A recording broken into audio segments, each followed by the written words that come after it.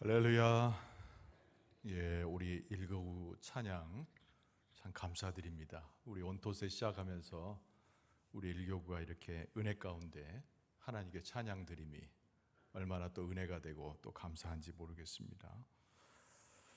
오늘 우리 사순절 열흘째 되는 날이고요. 사순절 지나는 과정에 이제 온토세 첫 주간으로 오늘 하나님 앞에 영광을 돌리고 있습니다.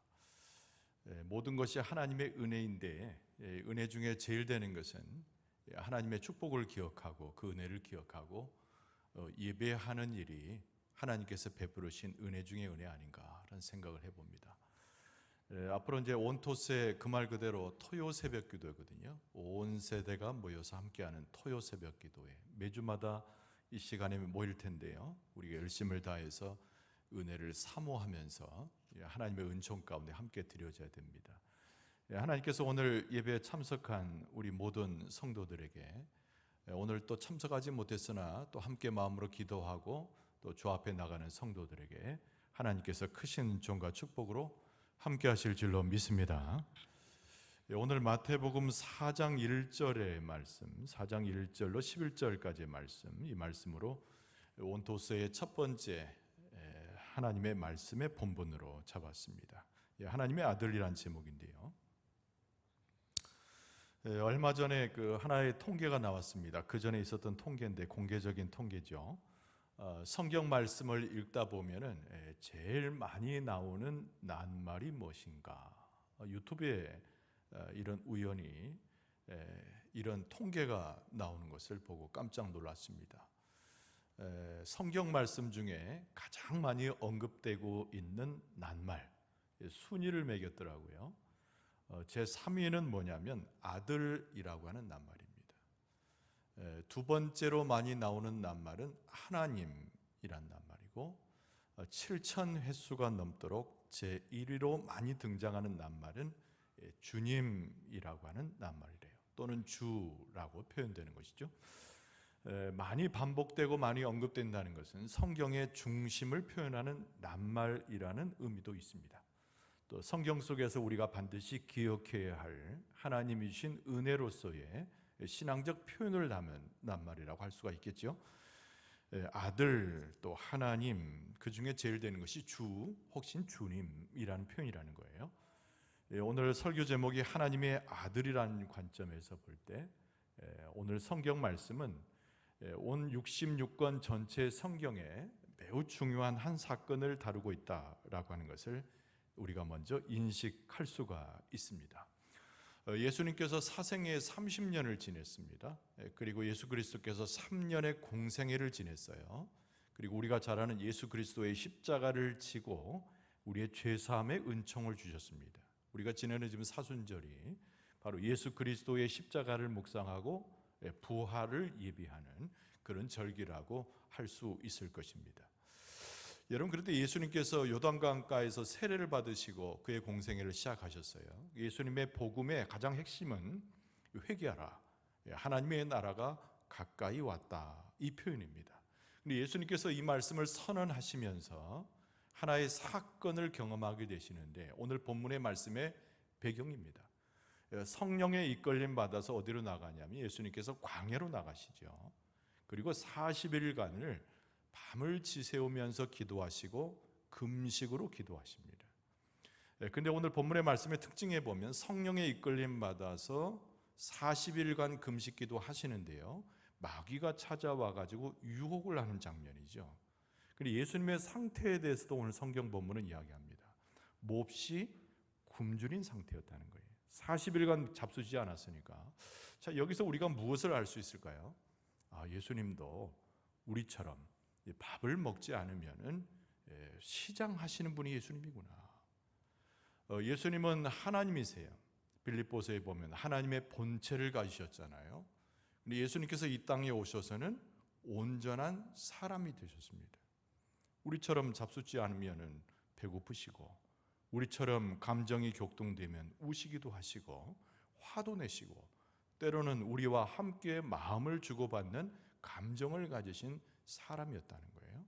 그러니까 오늘 이 본문의 말씀을 우리가 대하면서 우리 온 세대 어린아이로부터 모든 장년이니까지 꼭 기억할 것은 우리의 삶의 전체, 우리 인생의 전체가 예수 그리스도의 오늘 공생애를 시작하는 인간으로서의 예수 그리스도의 모습 속에서 나타나고 있다. 오늘 이렇게 보니까요, 우리 장년들도 보이지만 청소년들과 우리 아동부, 유치부까지 꽤 보이네요. 오늘 본문의 말씀 속에서 참되신 인간으로서의 예수 그리스도의 모습을 보면서 우리 어린 자녀들이 하나님 앞에 어떻게 믿음으로 성장하는가, 또 우리가 성인된 우리가 하나님 앞에 어떤 믿음의 고백을 드리는가, 이것에 대한 참된 교훈을 얻을 수 있어야 됩니다.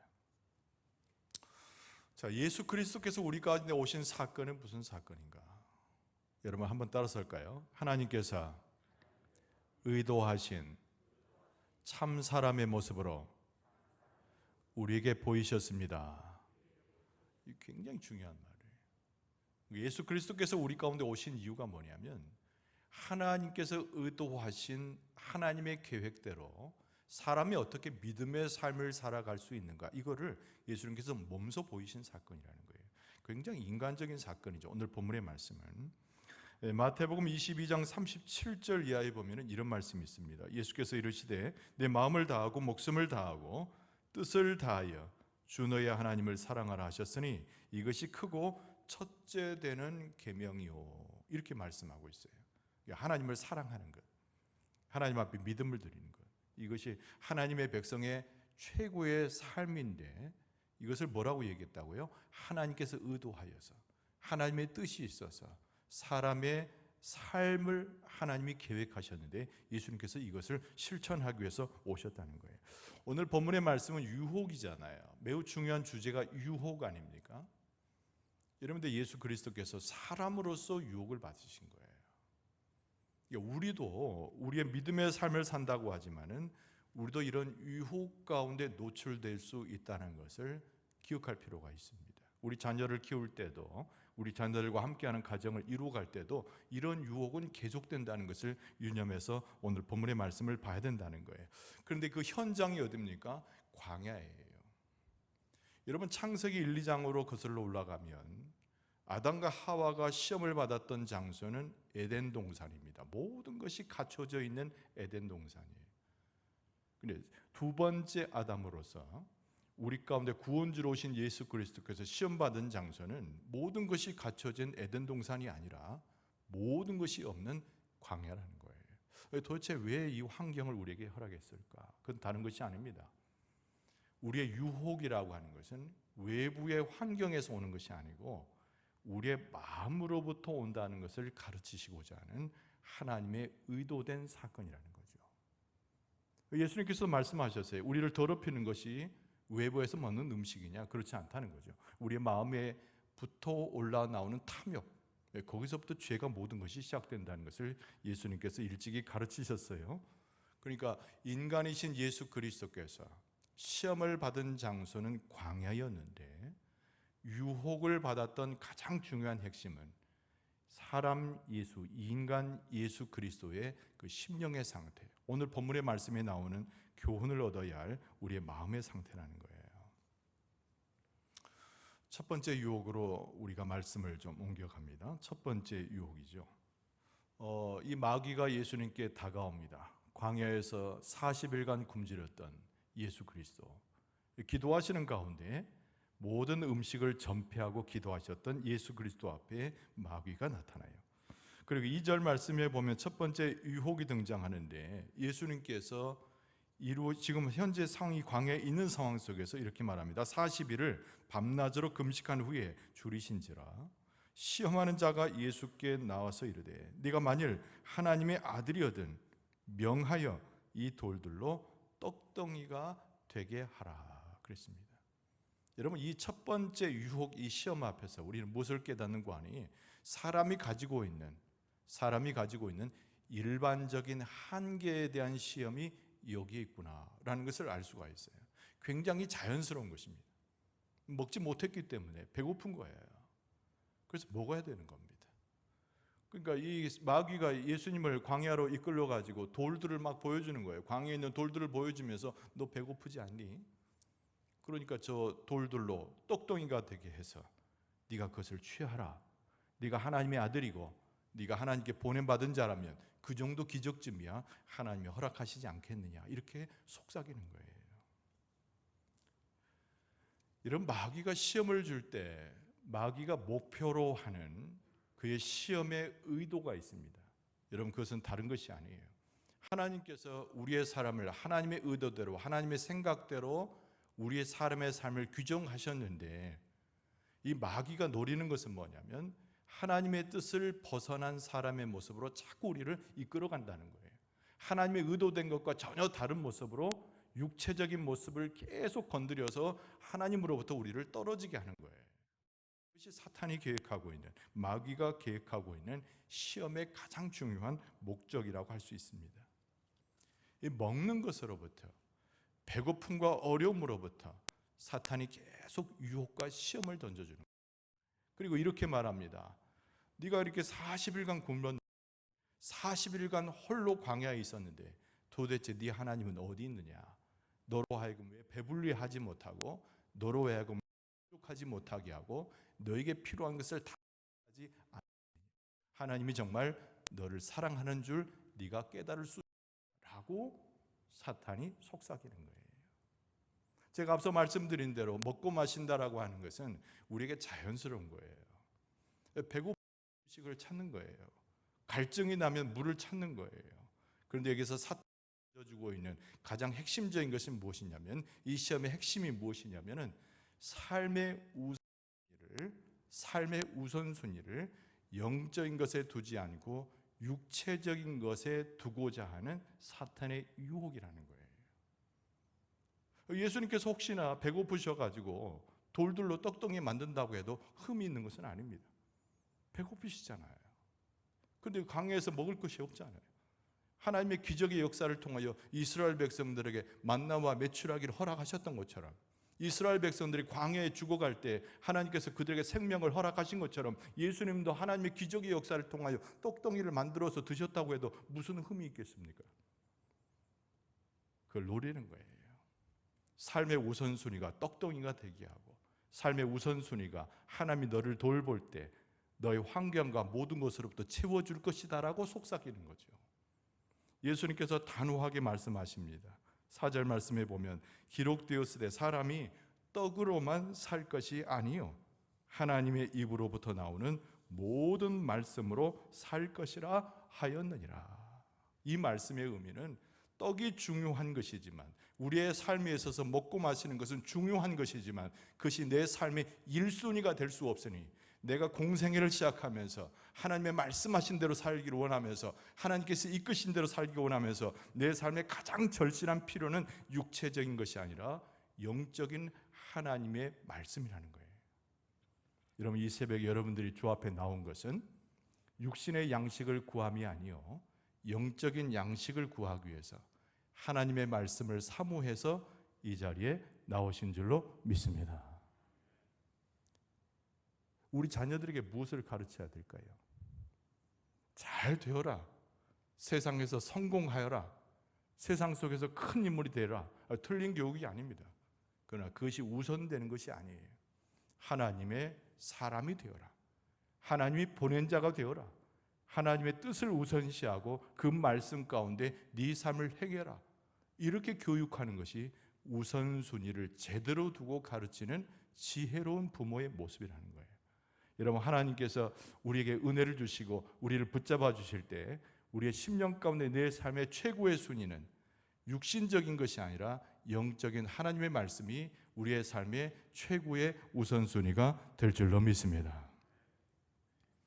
두 번째 유혹을 주는데요, 이것은 뭘 말하냐면 우리의 영적 수준에 대한 마귀의 유혹 이야기입니다. 이 마귀가 예수님을 데리고 가요. 어디로 데려가냐면 성전으로 데려갑니다. 하나님께 예배하는 성전으로 데려가요. 근데 그 성전 꼭대기에다가 예수님을 세우더니 이렇게 말합니다. 6절 말씀에 보면 이르되 네가 만일 하나님의 아들이거든 뛰어내리라.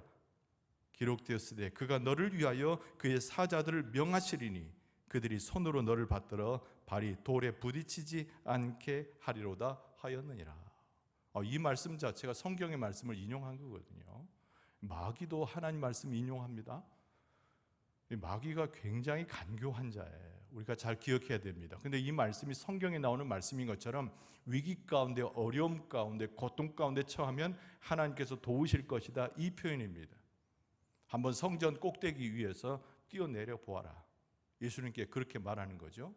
그러면 하나님께서 너를 보호하셔가지고 하나도 다치지 않도록 너를 붙드시고 인도하실 텐데, 그 사건을 통해서 네가 얼마나 하나님을 신뢰하고 있으며 하나님이 너를 얼마나 눈동자같이 지키셔서 보이시는가를 드러내게 될 것이라고 하는 사탄의 이야기입니다. 근데 제가 앞서 이야기한 대로 사탄은 간교한 자죠. 마귀는 아주 간교한 자예요. 너의 믿음을 보이라는 거예요. 너의 하나님에 대한 전적인 신뢰를 보이라는 거예요. 그러면 하나님은 응답해서 너를 보호하시며 하나님의 역사를 보여줄 것이니 이 성전 꼭대기에서 많은 사람들이 보는 앞에서 뛰어내려 보라는 거예요. 굉장히 흥미로운 마귀의 유혹의 이야기입니다. 그런데 예수님께서 하나님의 말씀에 진리를 붙들고 마귀에게 호통치면서 그에게 이렇게 답하시죠. 7절에 보면은 예수께서 이르시되 또 기록되었으되 주 너의 하나님을 시험하지 말라 하였느니라 하시니, 이렇게 기록되고 있어요. 예수님께서 단호하게 외쳐대시잖아요. 주 너의 하나님을 시험하지 말라라는 거예요. 한번 따라서 합시다. 주 너의 하나님을 시험하지 말라. 마귀의 이런 유혹이 올 때 우리도 그렇게 부르짖고 외쳐대야 되는 거예요. 그런데 여기서 핵심에 말하는 것은 뭐냐면, 예수 그리스도께서 하나님을 신뢰하지 않습니까? 신뢰하시죠. 전적으로 100% 신뢰하고 믿어요. 하나님은 예수님을 보호하지 않습니까? 하나님은 예수님을 100% 보호하셔요. 근데 마귀의 핵심, 마귀의 유혹의 핵심은 뭐냐면, 사람들이 보는 앞에서 엄청난 능력을 행하고 사람들의 보는 앞에서 실제적인 증거를 남겨서 너의 믿음을 드러내라라고 하는 거예요. 하나님에 대한 믿음이 중요하고 하나님의 보호하심이 중요하지만, 여기에 핵심적인 마귀의 이 유혹의 본질은 많은 사람들에게 드러낼 만한 너의 믿음의 행위를 통해서 사람들에게 인정받고 진정한 메시아로 출발해라, 이렇게 강구하고 있는 거죠. 그런데 예수님께서 단호하게 물리치시는 거예요. 사탄아 물러가란 말이에요. 나는 주 하나님을 섬길 것이니 주 너의 하나님을 시험하지 말라는 거죠. 예수님의 이 단호한 말씀에서 무엇을 알 수 있습니까? 우리의 믿음이 무엇인가를 정의해 볼 수 있는 거예요. 여러분, 우리의 삶이 화려하지 않아도 괜찮아요. 우리의 삶 자체가 대단한 무슨 일을 이루지 않아도 괜찮아요. 우리 교회가 이 세상 가운데서 드높여지는 이름을 드러내지 않아도 괜찮아요. 근데 무엇이 중요한가? 하나님과 우리 사이에 그 믿음이 하나님과 직접하여 있고 겸손함으로 연결되어 있고 하나님에 대한 고백이 진실되어 있고 하나님에 대한 믿음이 우리 공동체 가운데 유유히 흐르는 강물과 같이 충만해지는 것이 훨씬 중요하다는 거예요. 우리의 얼굴과 우리의 이름이 드러낼 필요가 없고, 우리가 어떤 실증적인 행동을 통해서 우리의 믿음이 증거되어야 의미가 없어요. 중요한 것은 하나님과 우리 사이에 있어서 가장 정직하고 가장 겸손한 모습으로 우리의 믿음이 드려지고, 하나님께서 나의 이름을 기억하고 나의 가정을 기억하고 내 자녀를 기억하는 것이 훨씬 중요한 것이란 말이에요. 그래서 성전 꼭대기에서 뛰어내리는 시험을 통해서 예수 그리스도의 믿음을 증명하고 하나님의 보호하심을 증명하는 것이 중요한 것이 아니고, 그런 모습 아니어도 하나님과 우리의 사이의 믿음이 진실되고 정직함이 훨씬 중요한 것이라는 거예요. 주 너의 하나님을 시험하지 말라는 거죠. 여러분, 이 새벽에 나와서 우리가 하나님 앞에 고백하기를, 우리의 믿음을 드리고 우리의 심령을 드리고 우리의 가정을 드리고 우리의 자녀를 드릴 때 우리의 진실함과 정직함을 보신 하나님께서 우리의 모든 것 가운데 함께 하셔서 우리를 다스리시고 보호해 주시고 하늘의 은혜로 충만케 하실 줄로 믿습니다. 그런데 오늘 본문의 말씀의 핵심적인 것은 세 번째 유혹인데, 이 사탄은 유혹을 했으나 예수님께서는 이 세 가지의 유혹 사건을 통해서 진정한 예수님의 모습을 드러내는 것으로 마감하고 있습니다. 마귀가 또 예수님을 유혹하죠. 8절 말씀에 보면 마귀가 또 그를 데리고 지극히 높은 산으로 가서 천하 만국과 그 영광을 보여르되 만일 내가 엎드려 경배하면 이 모든 것을 내게 주리라. 여러분, 거짓말이에요. 사탄은 거짓말하는 자입니다. 사탄은 거짓을 꾸며내어서 하나님을 호도하는 자예요. 내게 절하라는 거예요. 그러면 이 모든 것을 내게 주리라. 천만에요. 이 세상 모든 주권자요, 이 세상의 주인은 하나님이신데 지가 만약 모든 것을 가진 것처럼 착각하고 호도하여 거짓말하면서 네가 내게 경배하여 엎드리면 이 모든 것을 내게 주겠다라고 호언장담하고 있거든요. 여러분, 이 세상은 우리를 유혹합니다. 이 세상은 우리 자녀들을 유혹합니다. 이 세상 가운데서 세상의 권력에 엎드려지고 세상이 가르쳐주는 가치관을 따라가고 세상 많은 사람들이 추구하는 것으로 가면 성공이 보장되고 모든 축복이 내게 올 것이라고 속삭이는 거예요. 거짓입니다. 사탄이 주는 거짓이라는 거예요. 이때 예수님께서 단호하게 말씀하세요. 10절 말씀에 보면 예수께서 말씀하시되 사탄아 물러가라 기록되었으되 주 너의 하나님께 경배하고 다만 그를 섬기라 하였느니라. 할렐루야, 할렐루야. 예수님께서 하신 말씀을 우리가 복창해 봐야 됩니다. 주 너의 하나님께 경배하고 다만 그를 섬기라. 이게 핵심인 거예요. 우리의 신앙의 핵심이고 우리의 삶의 출발의 핵심이고 우리가 하나님께 드린 모든 것들을 요약하는 예수님의 답변입니다. 여러분, 우리는 하나님을 경배하기 위해서 이 자리에 나왔습니다. 우리의 삶 자체는 하나님을 섬기기 위한 삶으로 나가는 거예요. 설교의 서두에 말씀드린 대로 예수께서 왜 우리 땅에 오셨는가? 여러분, 다른 것이 아니에요. 하나님께서 의도하신 대로 하나님의 계획하신 대로 그 삶을 살아가는 사람의 모형으로 예수님께서 우리 가운데 오셨다는 거죠. 하나님을 경배하는 자가 하나님의 사람이요 하나님을 섬기는 자가 하나님의 아들이라 일컬음을 받을 수 있다는 거예요. 여러분의 자녀들을 하나님의 사람으로 키우고 하나님의 아들로 키우고 하나님의 자녀로 양육시켜야 할 줄로 믿습니다. 여러분, 우리 교회는 무엇으로 주 앞에 설 것인가? 여러분, 화려한 것을 꿈꾸지 말고 세상에 잘 되는 것을 꿈꾸지 말고 하나님을 경배하는 교회, 하나님을 섬기는 교회로 우리가 오히려 비전을 삼고 하나님 앞에 나아가야 됩니다. 온 세대로 오늘 하나님께 예배하고 있잖아요. 어떤 분이 그런 얘기를 하더라고요. 불목사님이 헌신 예배군요 이렇게 이야기했대요. 온 세가 드리는 헌신 예배군요 이렇게 이야기했다는 거예요. 어제 제가 그 얘기를 듣고 제가 무릎을 쳤습니다. 그렇지, 우리가 하나님 앞에 육체를 드리고 심령을 드리고 영을 드리는 헌신의 시간이 온 세대가 함께 드리는 토요 새벽 기도구나. 그래서 내년에는 벌써 명칭 하나 바꿔놨어요. 금년에는 온토세잖아요. 내년에는 온토세가 아니라 온토헌세. 헌신이란 말 하나 넣어가지고 금년에는 온 세대 토요 새벽 기도지만 2024년도에는 온 세대 토요 헌신 기도회. 할렐루야. 벌써 시작할 때부터 내년에 우리 명칭을 하나님 주셨단 말이에요. 헌신하는 시간이구나. 이게 하나님을 만나는 시간이구나. 우리의 정직을 고백하는 시간이구나. 이것이 하나님의 은혜를 받고 감동하는 시간이구나. 할렐루야. 하나님께서 온 세대가 모여서 하는 토요 새벽 기도뿐만 아니라 우리 예배를 통해서 무엇보다 우리의 삶 전체를 통해서 하나님께서 영광을 받으시고 하늘의 은혜와 축복을 더해 주실 줄로 믿습니다. 주님 앞에 다시 한번 예수 그리스도의 모습을 본받아서 인간이신 예수님으로 시험을 받으셨으나 하나님의 아들로 시험을 무찔렸던 예수님의 뒤를 따라서 우리가 믿음의 길을 걸어가고 십자가의 길을 걸어가서 하나님 앞에 승리하고 이기고 하나님께 영광을 돌려드릴 수 있는 여러분과 저의 모습 되어줄 수 있기를 주의 이름으로 축원합니다.